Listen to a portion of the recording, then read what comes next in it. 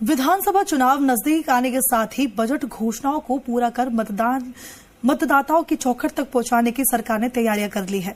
गहलोत सरकार ने प्रदेश में चुनाव आचार संहिता लागू करने से पहले ही बजट में प्रस्तावित मुफ्त स्मार्टफोन देने के वादे को पूरा करने की दिशा में कदम उठा दिया है।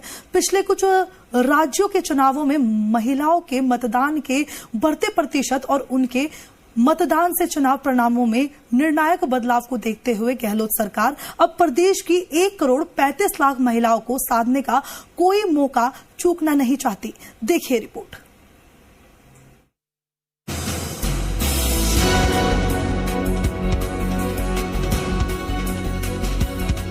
दो 2023 में राजस्थान विधानसभा चुनाव है। चुनाव को नजदीक आता देख अब गहलोत सरकार पूरी तरह अपनी चुनावी तैयारी में जुट चुकी है। यही कारण है कि मुख्यमंत्री अशोक गहलोत की सरकार अपने चुनावी साल में लोगों को स्मार्टफोन का तोहफा देगी।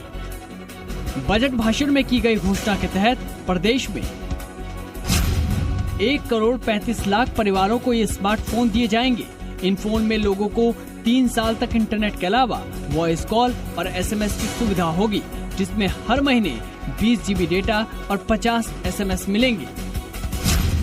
सरकार की एजेंसी राजकॉम्प ने इसके लिए टेंडर की प्रक्रिया शुरू कर दी है। रिक्वेस्ट फॉर प्रपोजल मांगे गए हैं, जिसके बाद कल इसकी टेक्निकल बिड खोली जाएगी। टेक्निकल बिड के बाद आगे की प्रक्रिया की जाएगी। संभावना है कि नवंबर, दिसंबर या अगले साल की शुरुआत से मोबाइल फोन के वितरण शुरू हो जाएंगे। ये मोबाइल उन परिवारों को दिए जाएंगे जिनके जन आधार कार्ड बने हुए हैं। वर्तमान में पूरे प्रदेश में करीब 1,35,00,000 लोगों के जन आधार बने हैं। इस जन आधार कार्ड में जो मुखिया है उसे ये फोन दिया जाएगा।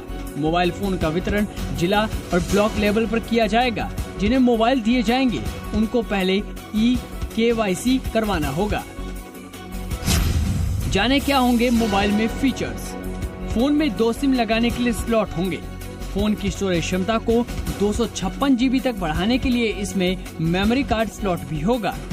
फोन की 4000 mAh की पावर वाली बैटरी इस मोबाइल में होगी। Charger, USB, data transfer cable और मोबाइल फोन का प्लास्टिक का बैक कवर भी मिलेगा।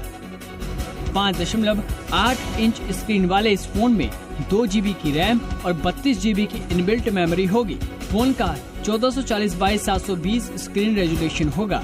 इस फोन में octa core 1.6, octa core 1.6 GHz का प्रोसेसर होगा। फ्रंट और रियर कैमरा होगा। कैमरे की क्वालिटी 8 और 5 मेगापिक्सल की होगी। इस योजना से राज्य सरकार के बजट पर एकदम से भार ना पड़े, इसके लिए सरकार ने कई शर्तें भी लगाई है। जो भी कंपनी स्मार्टफोन सप्लाई करेगी उसे डिलीवरी के समय हैंडसेट की कीमत का केवल 30% पैसा ही मिलेगा। डिलीवरी के 1 साल बाद 35% और फिर 2 साल बाद बचा हुआ 35% पैसा दिया जाएगा। इसके अलावा स्मार्टफोन सप्लायर्स को ब्लॉक लेवल पर सर्विस सेंटर बनाने होंगे।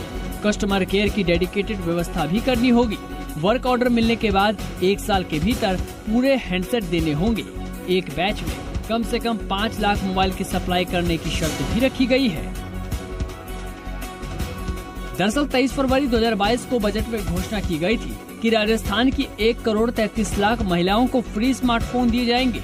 एक्सपर्ट्स का कहना है कि फोन 5500 से 6,000 रूपए कीमत का हो सकता है।